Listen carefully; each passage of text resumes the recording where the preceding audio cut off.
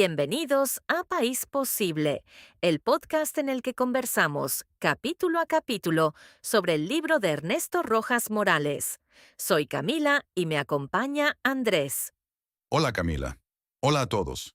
Este es el segundo episodio de la trilogía dedicada al capítulo 2 del estupendo libro que mencionas.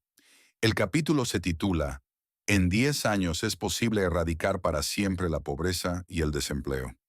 En el episodio anterior, La desigualdad que mata, vimos el diagnóstico.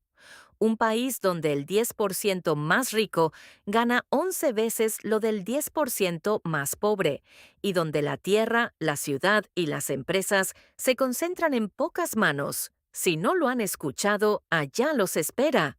Hoy vamos a hacer algo distinto. Desmontar mitos. Porque durante décadas se ha culpado a los pobres de su propia pobreza. Y con diagnósticos equivocados, se aplicaron remedios equivocados. La lección central del episodio la adelanta el libro con una frase que conviene subrayar desde ya. La historia les ha dado una penosa lección a los dirigentes políticos. No se deben confundir los efectos de la pobreza con sus causas. Para encontrar una solución verdadera es necesario tener claridad sobre los verdaderos orígenes. Es como el médico que confunde la fiebre con la enfermedad. Baja la fiebre y cree que curó al paciente.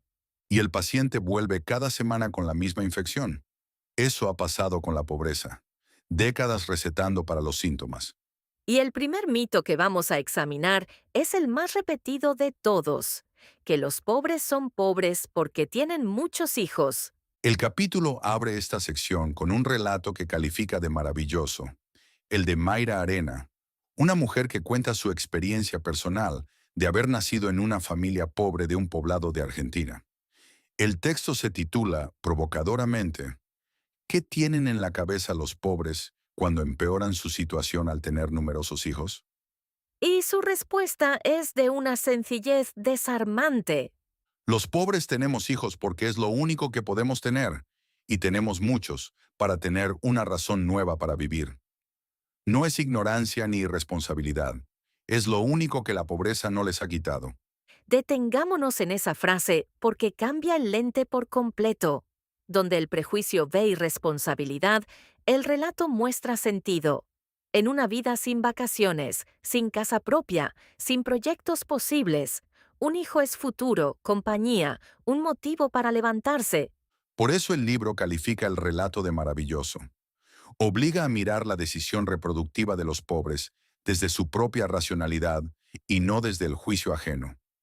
El libro agrega razones muy concretas, muy de la vida diaria, para ese comportamiento. La primera, las familias pobres consideran a los hijos una mano de obra de bajo costo, indispensable para las labores del hogar o para el emprendimiento familiar. Pensemos en la tienda, en la finca, en el puesto del mercado. Los hijos atienden, cargan, cuidan a los hermanos menores. La segunda tiene que ver con la muerte. La lucha contra la alta mortalidad infantil, propia de los estratos inferiores. Se conciben muchos hijos para tener reemplazos cuando algunos fallezcan. Dicho así suena crudo, pero es la aritmética del dolor con la que han vivido varias generaciones. Y la tercera es quizás la más reveladora para el tema de esta trilogía. La ausencia de una seguridad social protectora de la vejez. Los hijos son el seguro de vejez y de enfermedad de los pobres. La prole es la responsable de cuidar a los padres y aportarles ingresos cuando ya no puedan conseguirlos por sí mismos. Todos conocemos esa historia. La abuela que crió 7 hijos y hoy vive de lo que le mandan 2 de ellos. Su pensión son sus hijos. Donde no llega el Estado, la familia hace de sistema de seguridad social. Y nota el detalle económico. Cada una de las tres razones es una respuesta racional a una carencia. Falta ingreso.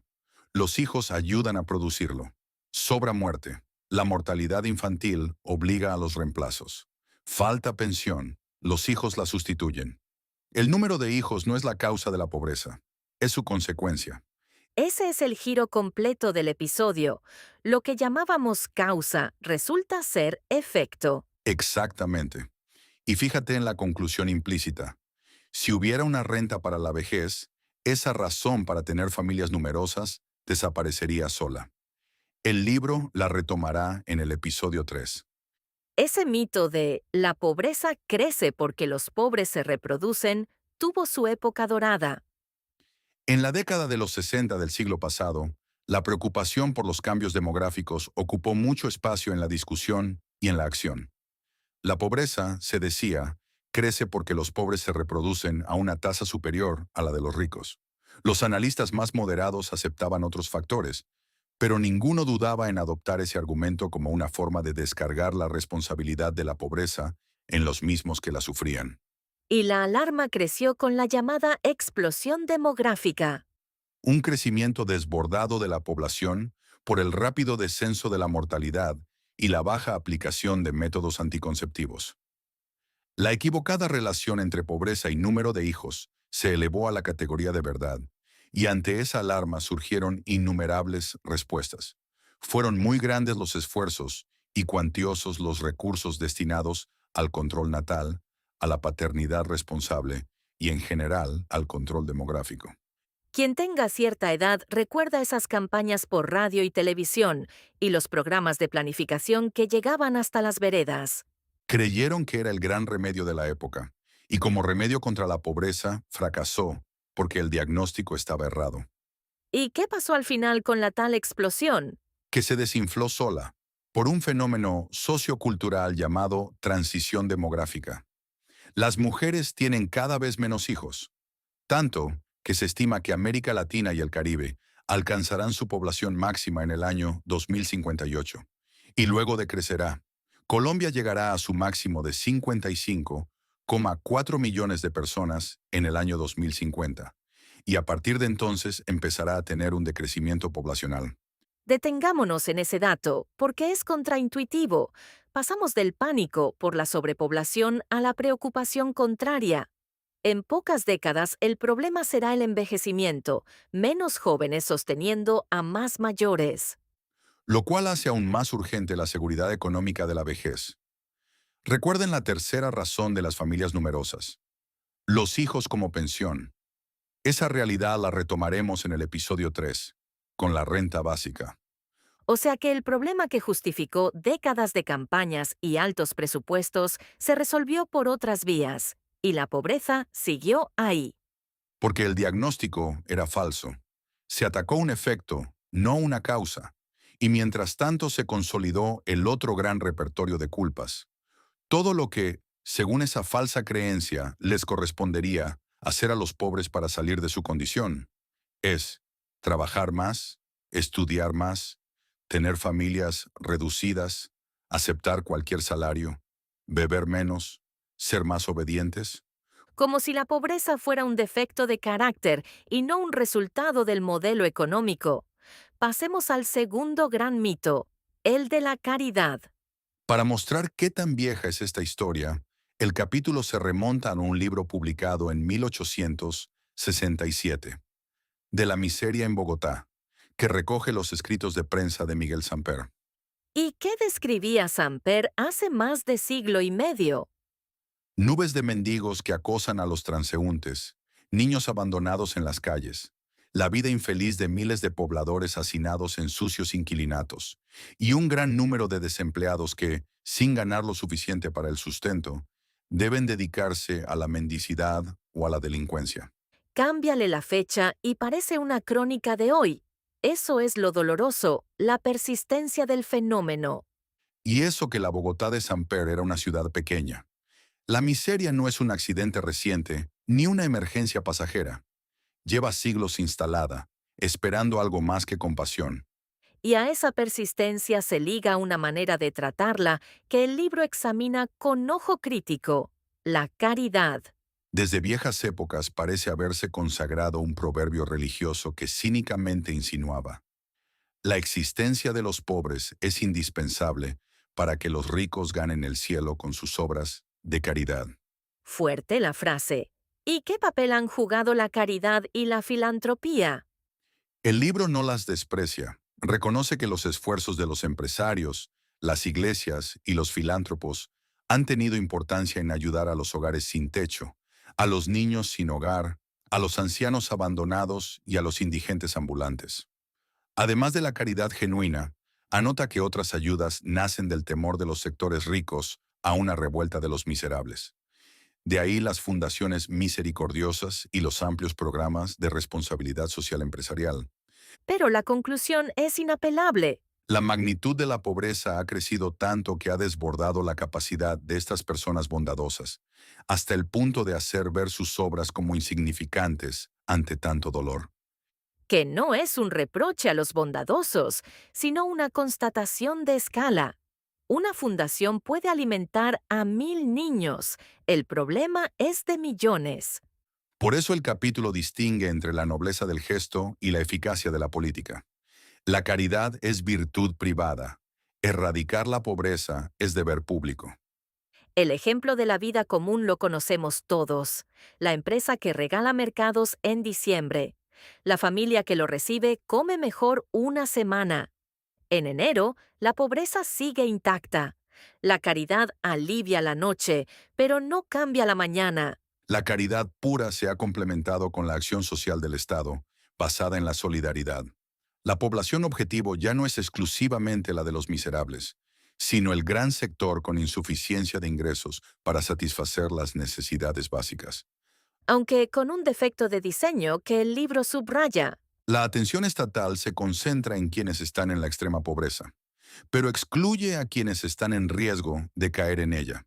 Es decir, el Estado espera a que la familia caiga para tenderle la mano, en lugar de evitar la caída.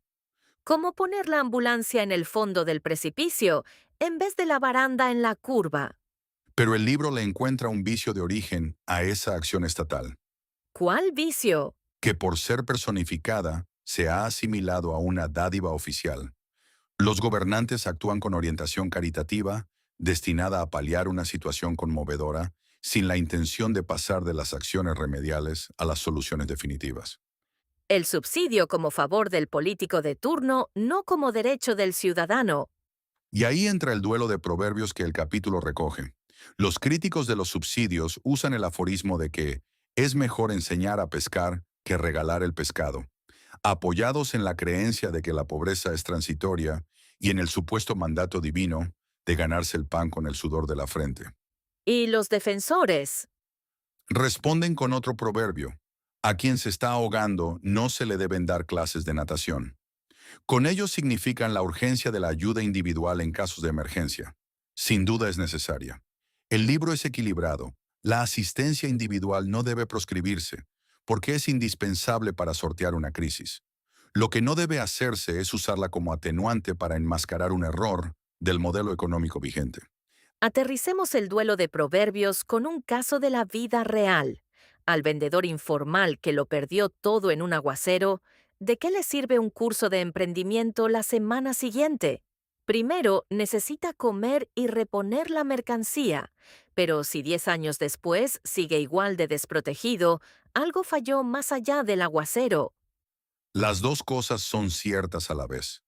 La urgencia pide auxilio inmediato y la estructura pide reforma. El error histórico ha sido quedarse solo en el auxilio. Es decir, sí al salvavidas, pero que el salvavidas no nos haga olvidar por qué tanta gente cae al agua. Esa es la síntesis perfecta del episodio. Llegamos a la cifra más impresionante del episodio. ¿Qué tan largo es el túnel de la pobreza en Colombia? El libro lo dice sin anestesia. Tendrían que pasar al menos 11 generaciones para que una familia salga de la pobreza y llegue al promedio de ingresos de la clase media. 11 generaciones. Hagamos la cuenta de la vida real. Si una generación son unos 25 años, estamos hablando de más de 2 siglos y medio. La bisabuela vendedora ambulante, la abuela empleada doméstica, la madre operaria, la hija cajera, y así 11 veces para llegar apenas al promedio de la clase media. Y con un agravante: un pobre subsidiado puede convertirse en miembro de la clase llamada vulnerable, sobrepasar la línea de pobreza y volver a caer. Porque todos los días aparecen decenas de miles de nuevos pobres, personas vulnerables cuyos ingresos se menguan en la batalla diaria por la supervivencia. Con lo cual, la asistencia focalizada se vuelve un barril sin fondo. Esa es la conclusión aritmética del libro. Si se mantiene como única práctica la asistencia a los más pobres, los presupuestos para atenderla deberían crecer indefinidamente. La focalización persigue a la pobreza, pero nunca la alcanza. Y agreguemos el vaivén de la vulnerabilidad, que cualquiera reconoce. La familia que por fin compró la moto para trabajar y una enfermedad del papá la devuelve al anterior punto de salida. Subir es lentísimo, caer es solo un instante. Sin un piso estable de ingresos, la escalera social funciona como un tobogán. Ese piso estable es justamente lo que propone el episodio final de esta trilogía. Recapitulemos los mitos que desmontamos hoy. Primero, los pobres no son pobres por tener muchos hijos. Tienen muchos hijos porque son pobres, por la mano de obra familiar, por la mortalidad infantil y porque los hijos son su único seguro de vejez. La transición demográfica lo confirmó. La población se estabilizará e incluso empezará a decrecer desde 2050, pero la pobreza no se ha ido. Segundo, la caridad, con toda su nobleza, no erradica la pobreza. Desde el Bogotá de 1867 hasta hoy, las obras bondadosas han sido desbordadas por la magnitud del problema. Y tercero, la asistencia estatal focalizada, convertida en dádiva, tampoco. 11 generaciones tardaría una familia antes de llegar a la clase media. Además, cada día nacen decenas de miles de nuevos pobres. No se deben confundir los efectos de la pobreza con sus causas. ¿Y cuáles son las causas verdaderas? Las vimos en el episodio anterior: la concentración de la tierra en el campo y en la ciudad, la concentración empresarial y la insuficiencia estructural de ingresos. Por eso el tercer episodio de esta trilogía presenta la propuesta del libro para atacar las causas. Una renta básica alimentaria y un programa de trabajo garantizado con su financiación incluida. El título lo dice todo. Renta básica y trabajo garantizado. La solución en 10 años. Los esperamos allá. Este fue un episodio de País Posible, basado en el capítulo 2 del libro de Ernesto Rojas Morales. Gracias por acompañarnos. Hasta el próximo episodio.